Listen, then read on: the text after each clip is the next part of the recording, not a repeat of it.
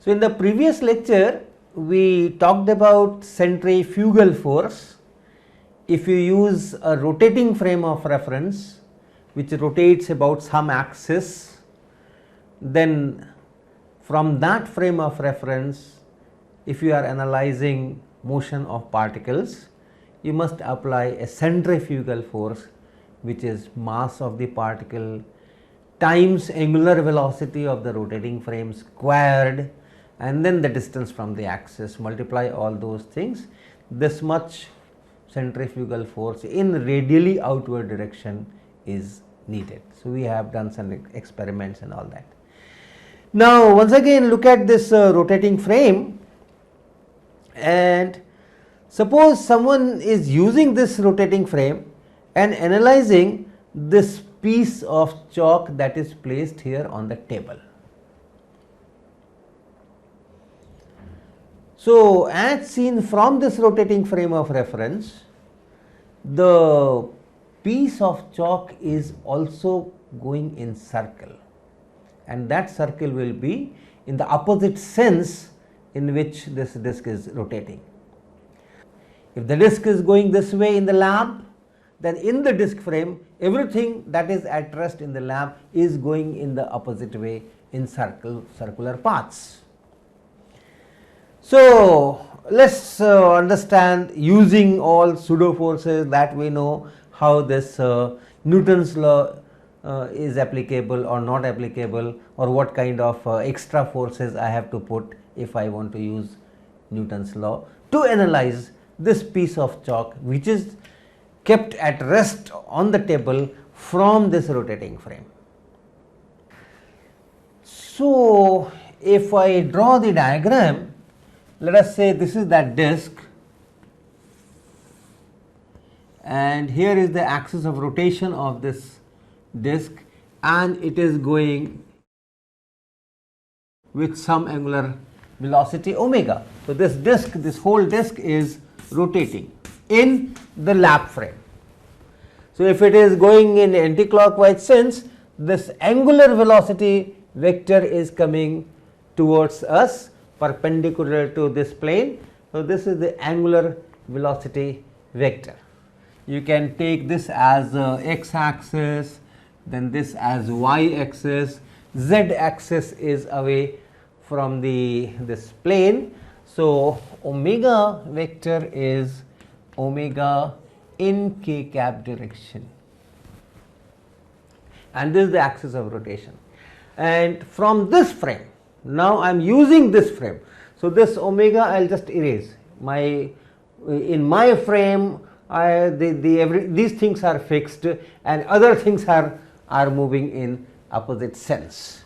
So, if I remove this arrow from here and this omega from here, but we do remember that this disc is rotating in the lap frame with this angular velocity omega, and from this frame I am looking at some object, say here. At certain instant this object is here, it is at rest in the lab. So, in this frame it is going in a circle, and in the lab this was going anti-clockwise. So, as seen from here, this will go in this direction, in this circle.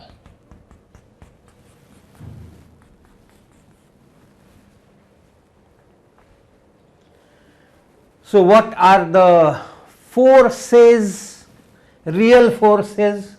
The real forces will add to 0.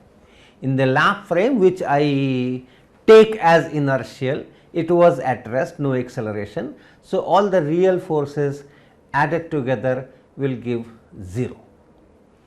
And then we have to apply pseudo forces. Since it is a rotating frame, I must apply a centrifugal force, and the centrifugal force should be away from the axis.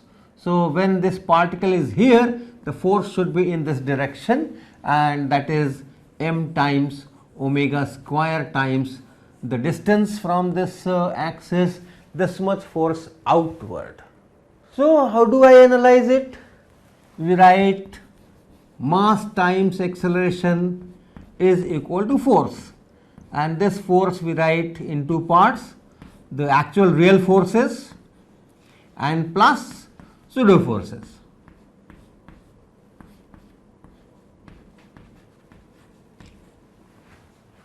In our case, the real forces all add to 0 because this is at rest in the lap frame, which I take as inertial frame. So, real forces must add to 0. So, this part is gone. Pseudo force, if I write this pseudo force, then it is m times omega square times r in outward direction. Centrifugal force is away from the axis. So, I can write this as r cap, where r cap is this direction, unit vector in this direction r cap. But then acceleration of this particle as seen from this frame, it is going in a circular path, and therefore, the acceleration has to be towards the center, and the acceleration is v square divided by r, which will be same, which will be equal to omega square times r, but that will be in this direction. So, this m a is m into omega square into r, and that is in minus r cap direction, whereas this side total force including pseudo force is this much, which is in plus r cap direction. So, that means we are still missing some pseudo force. There are more pseudo forces. Even after taking centrifugal force, our equations are not satisfied. So, that means in a rotating frame, together with centrifugal force, we need some more forces, some more pseudo forces. And how much should be that? How much should be that? If I am to get this m into omega square r minus r cap, and here it is m omega square r cap, what I should have? I should have yet another force, which is minus 2 times m omega square r cap. Then this equation will be satisfied. Then the pseudo force, after taking all this pseudo force, mass into acceleration is equal to total force. And indeed, you need such pseudo forces if you are using rotating frames. And if you work out this, I can recast it little bit.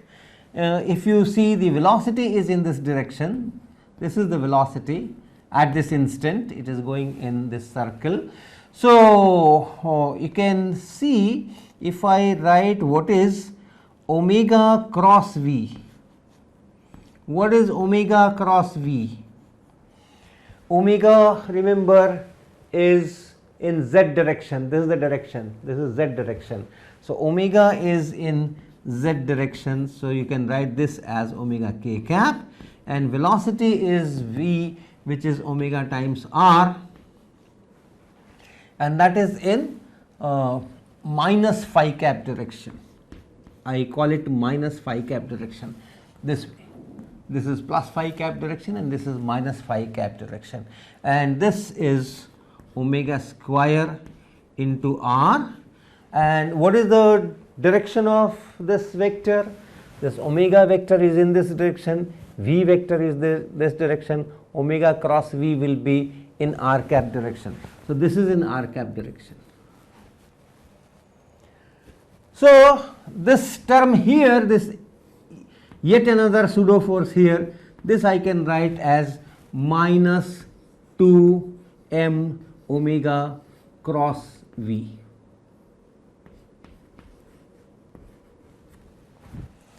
Minus 2 m omega cross v. M is the mass of the particle, omega is the angular velocity of this rotating frame. Remember, I have to take the direction also into account, and then cross product velocity. This is velocity of the particle with respect to this rotating frame, and this term is called Coriolis force.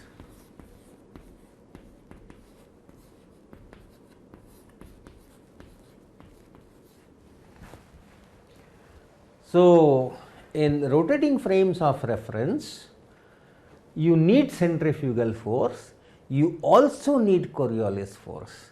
I am assuming that the frame is rotating at a constant angular velocity.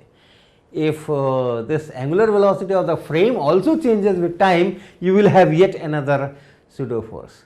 But assuming that the frame is rotating with uniform velocity, these two are definitely needed. But if the particle is at rest with respect to the rotating frame and you are using that frame, then this V is 0, then the Coriolis force is not needed.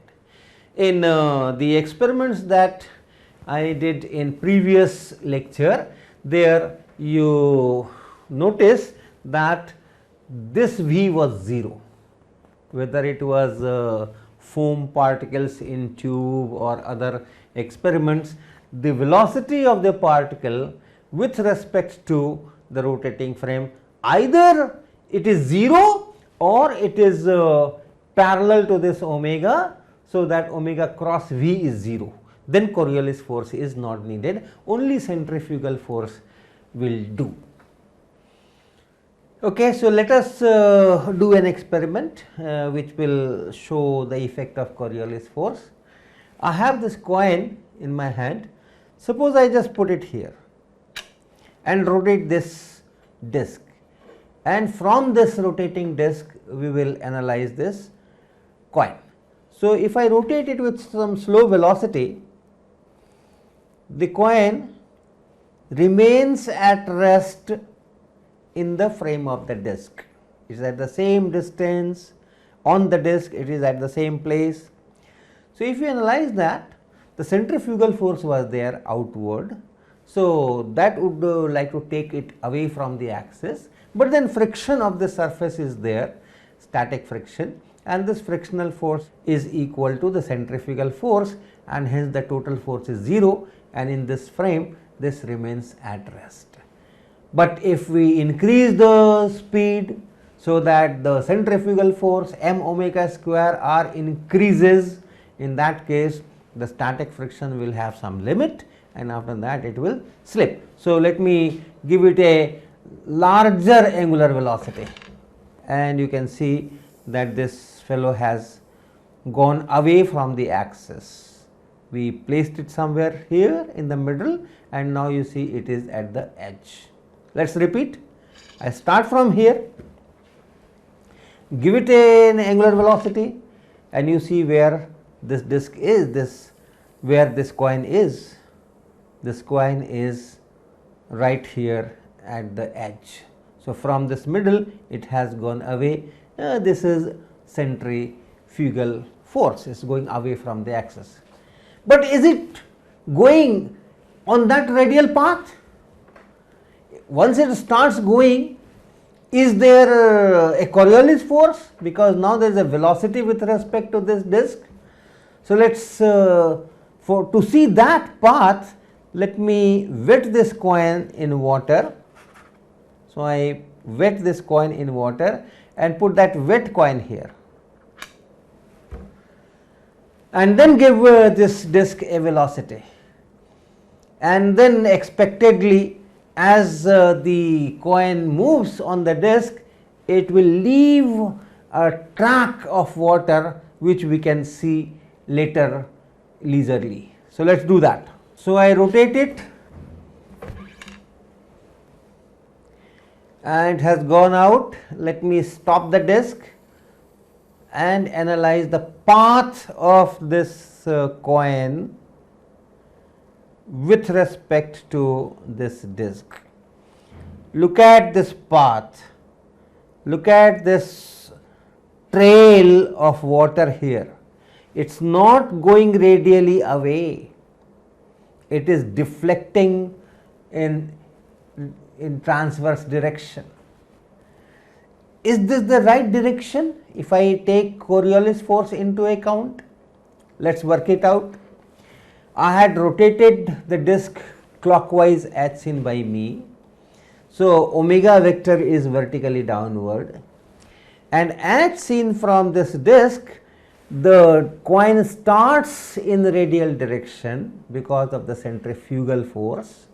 So, velocity is in radial direction, and omega is in vertically downward direction. So, what is omega cross V?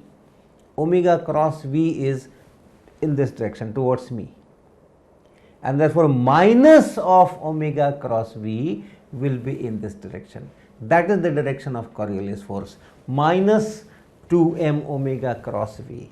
So, minus 2m omega cross V in this scenario, when velocity is radially outward, omega, which is the angular velocity vector of this frame, is downward, vertically downward. So, minus 2m omega cross V does have a direction in this way, and the coin is deflecting in that direction as seen by this water path. So, that is the Coriolis force. Here is one more very interesting experiment. This is a tissue paper roll, and I put it here on the rotating disc, and I will rotate the disc and you see what happens to the roll.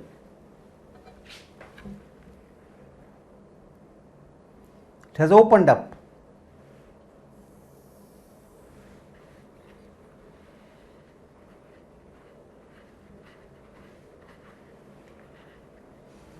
See,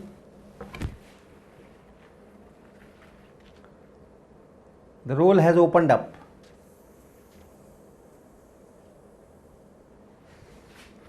But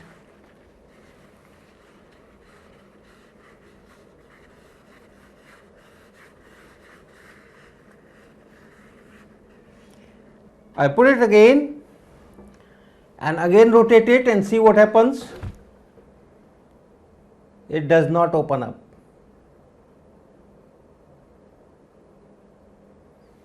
So, what is the difference? I put it this way and then rotate and it opens up.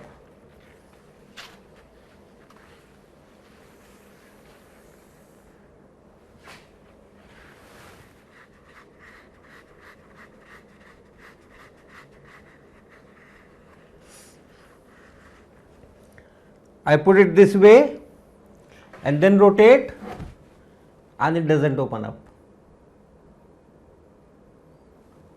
So, what is happening?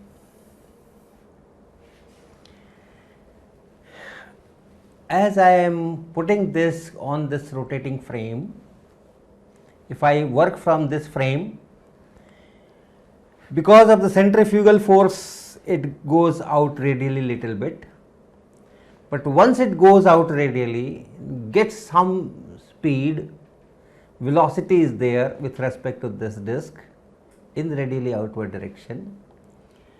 Omega is there vertically downward because I am rotating it clockwise, and then again this minus 2m omega cross V Coriolis force acts, and that force is towards this direction.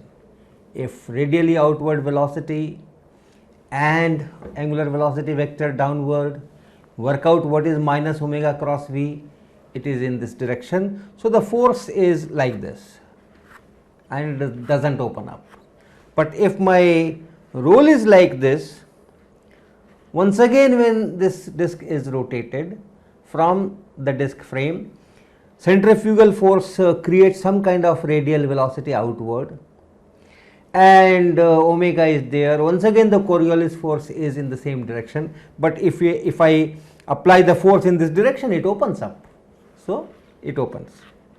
So, you can explain it in terms of Coriolis force.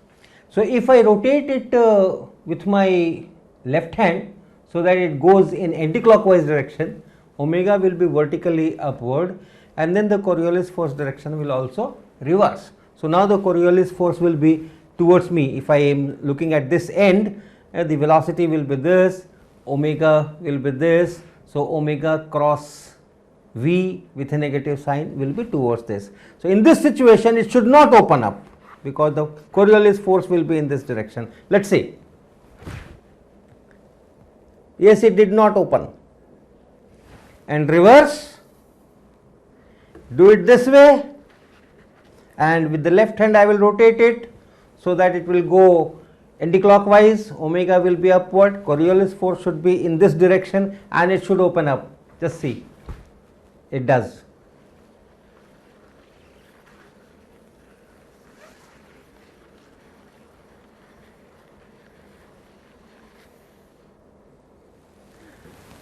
So, that is how the Coriolis force works, and we live on the planet Earth, which is rotating about its north-south axis. So, we indeed use rotating frame of reference, and therefore, whatever moves with respect to the Earth may experience Coriolis force unless omega and v are parallel. And because of this, there will be a transverse deflection in the things, and that shows up in many ways. Our cyclones are because of that, because of pressure difference, air mass moves radially towards the center or away from the center, and then the transverse force make it a cyclonic movement, and many other things which are there.